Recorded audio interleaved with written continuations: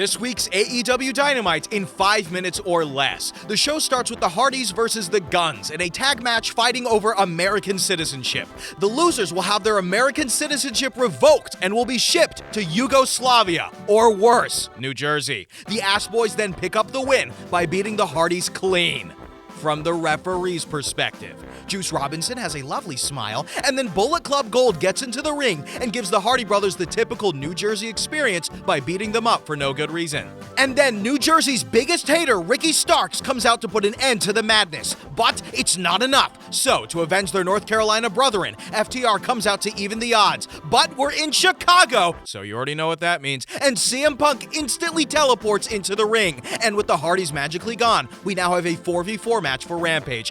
Collision. Then, Mark Briscoe and Jeff Jarrett have a concession stand brawl where... I can't even, okay? Jeff throws some popcorn at Mark, and then Mark throws some wieners at Jeff, and then Karen squirts Mark with mustard, and then Sanjay pushes Mark off a ladder, and then Jay Lethal shows up because why the hell not? Then Mark Briscoe's dad puts Jay Lethal through a table, and then Satnam Singh shows up because not if, but when, and then gives a choke slam to Briscoe, which we don't see enough of these days, and then Christopher Daniels and the Best Friends comes out? What? This just feels like last week. I can't keep doing this bit. Do you know how long it takes to edit? And then the Lucha Brothers show up. Am I going insane? Oh yeah, and then Mark Briscoe wins the match. The Blackpool Combat Club and Takeshita announce they're done with violence and would like to resolve their differences with the Elite over coffee sometime.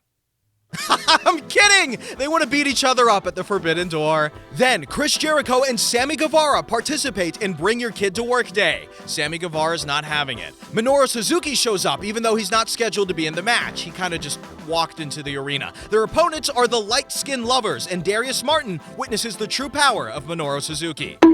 But he hit Darius so hard he forgot and needed to learn the lesson again. And then Team Guevara Uki Eriko, that is never coming out of my mouth again, wins the match via double submission, because one just isn't enough. Then, after the match, Chris Jericho promises to do a standing quadruple backflip, but Sting comes out before that happens. Sting speaks this time and says he would like to spend some time with Chris Jericho at Starbucks, or in a trios match at the Forbidden Door. And Sting and Darby Allin's teammate is... Anyway, Tony Schiavone and RJ City pick some names for the blind tag team eliminator drawings, meaning tag team partners will be picked at random for a potential title shot against FTR. And who are the first names? Anyway, so then the Elite say they would also like to beat up the BCC at the Forbidden Door in a 5v5 match, but Omega and Danielson have singles matches that night. The Blackpool Comet Club's fifth is Shota Umino, and the Elite are down 2 men. So they introduce their fourth teammate, Eddie Kingston. Eddie says he doesn't really like, trust, or respect the Elite, but he does recognize they make a good lasagna. And then Eddie demands he choose their fifth teammate, and that man is... Anyway, Adam Cole wants a rematch from last week for not beating MJF. Maxwell declines, and then these two are interrupted by Tony Schiavone, who announces that those 2 names he drew earlier were Adam Cole and MJF, which means they are now in the tournament as a tag team, which leaves only one important question. Can they coexist? After that, Adam Cole then tricks MJF to wrestle Tanahashi at the Forbidden Door, and Maxwell agrees to a match he was already signed for. And for those of you who watched last week's recap, in a surprise event, MJF will also appear on Rampage for the first time ever. Next, we have Orange Cassidy, Katsuyori Shibata versus Daniel Garcia and Zack Sabre Jr., and the match starts with Shibata and Zack Sabre Jr. in the ring. Tony Khan, please make this match happen in AEW. Then after a brutal match, a mix of styles and teases of technical wrestling, Cassidy accidentally hits Shibata with the orange punch. And then Daniel Garcia pins Shibata, what? Then Garcia wants to give the title back to Cassidy. But Zack Sabre Jr. wants to give the title back to Cassidy instead. But then Shibata insists he be the one to give the title back. But then Cassidy just grabs it himself. And then these 4 men will be in a fatal 4-way at the Forbidden Door to decide who will give the title to Orange Cassidy. It's not a singles match, but I'll take it. Will Ospreay pisses off all of Canada for being British, and Don Callis wants to provide him security when arriving in the country. Don Callis has no ulterior motives. Then Toni Storm and Willow Nightingale is made official for the Forbidden Door. And since Willow is a New Japan champion, I suppose it's technically an AEW versus New Japan match? Then my wife came home today about 45 minutes late, but I still love her very much. Then it's main event time!